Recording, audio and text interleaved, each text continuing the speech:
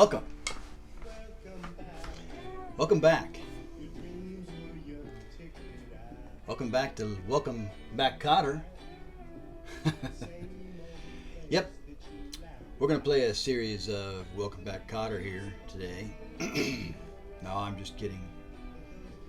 But I wish I had time to share a couple of those episodes of this great writing called Welcome Back, Cotter, back in the 70s.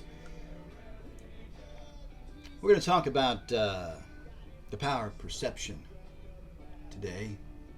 Last week we talked about the power of belief, but I just had a few things that took place in my walk and in my travels.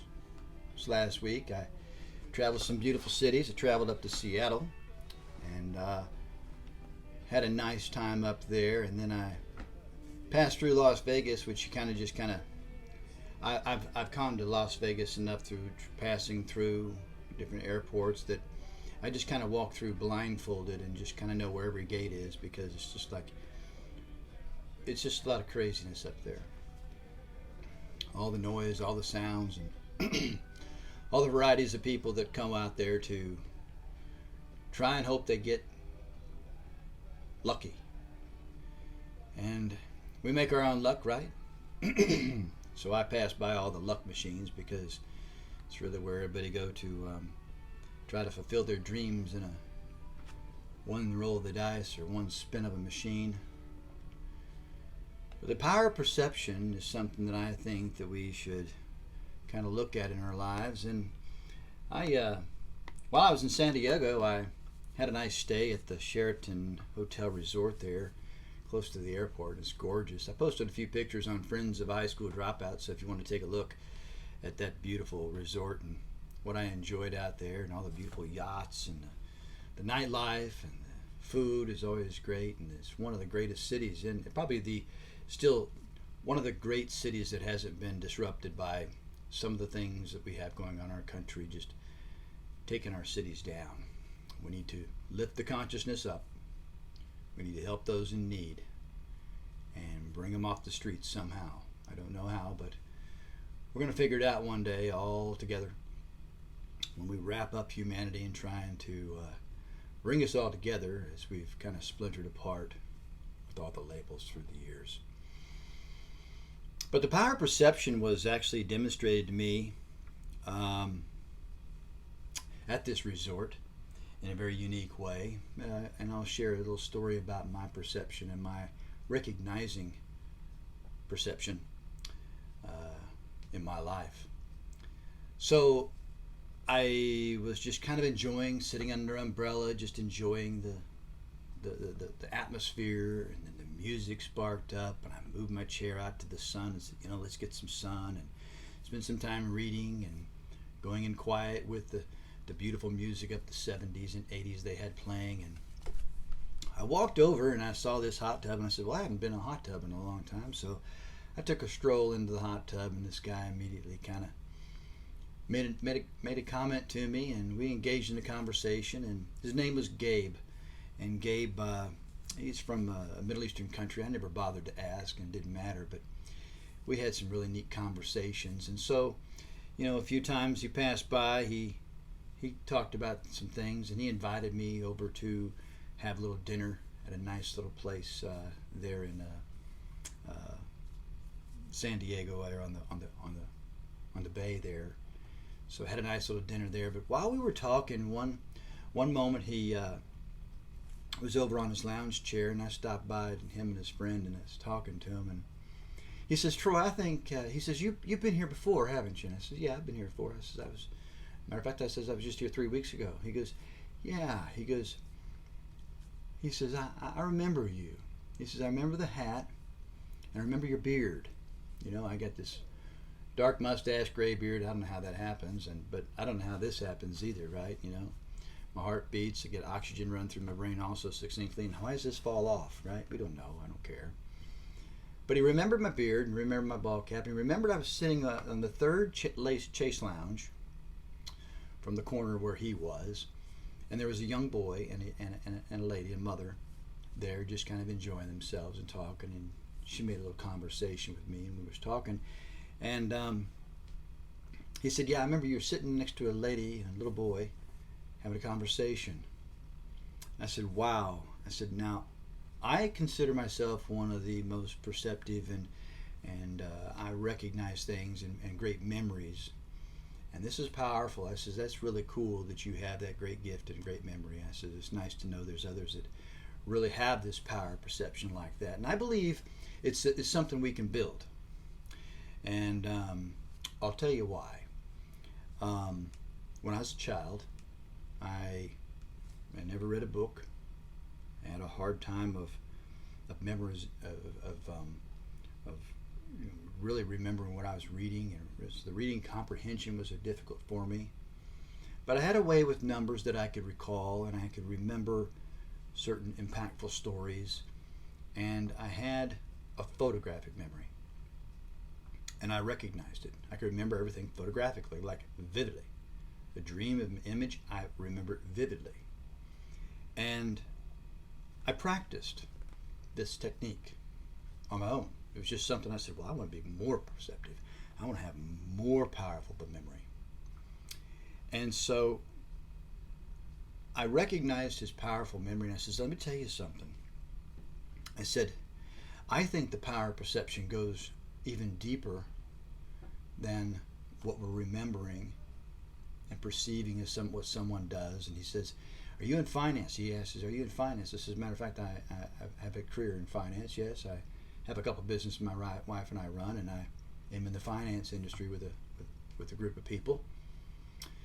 And so there was a little bit of intuitiveness about this man. And I believe the power of intuition and our perceptivity kind of can come to tie together.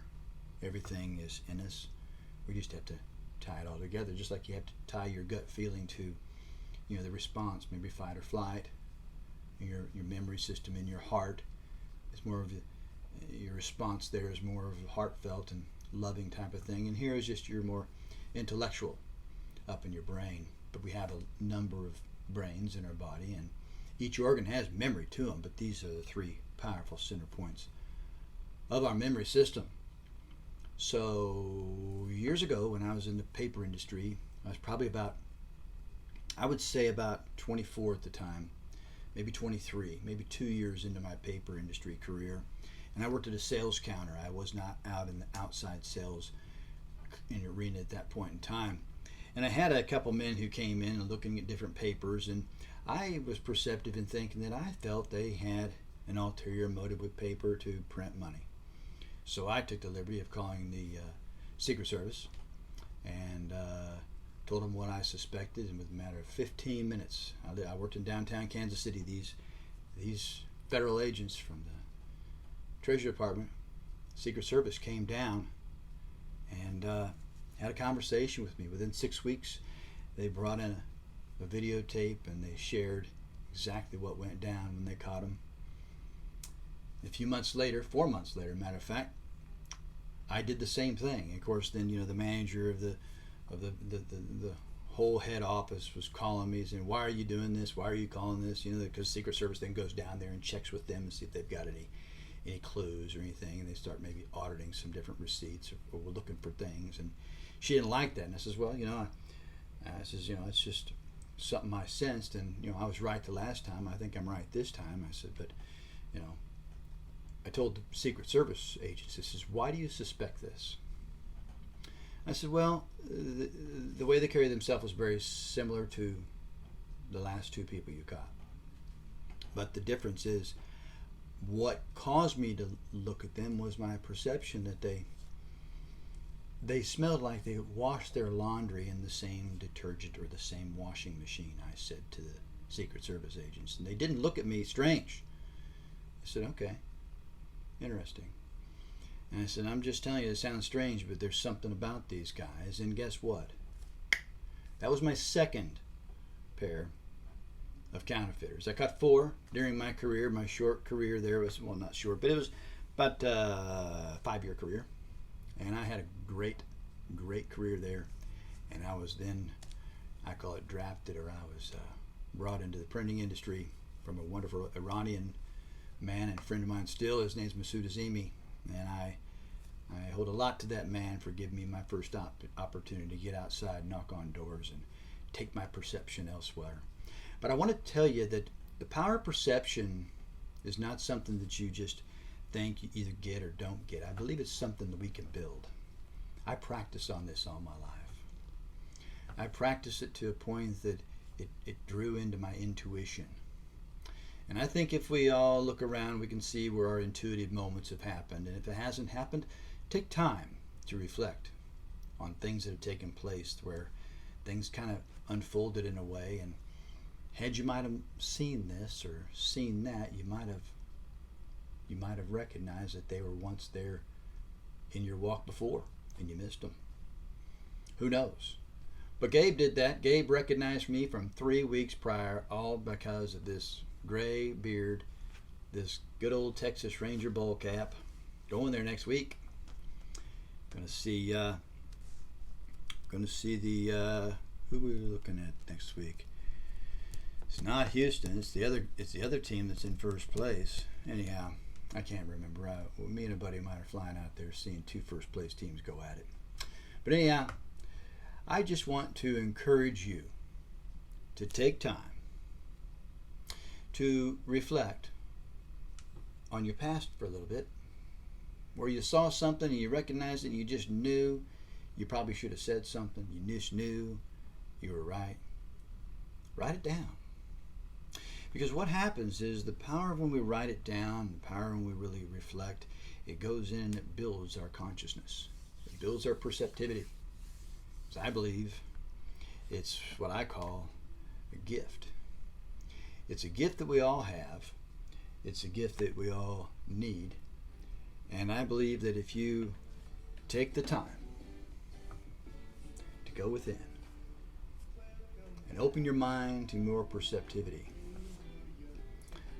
I want to give a little shout out to a young lady I met on my long flight from Orlando on Monday to Charlotte, North Carolina. It's an hour and 15-minute flight, but it took us an extra 53 minutes on the ramp to get a gate. Sometimes this happens. We never spoke on the plane, but we started talking as we landed, and I asked her where she was traveling, going further to her if she was home. And she said she lived in Virginia. Said someone picking her up from the airport to save her an extra leg of flight cost. But she was in the real estate industry, and she was a really sharp young lady. Her name is Madison Kessner.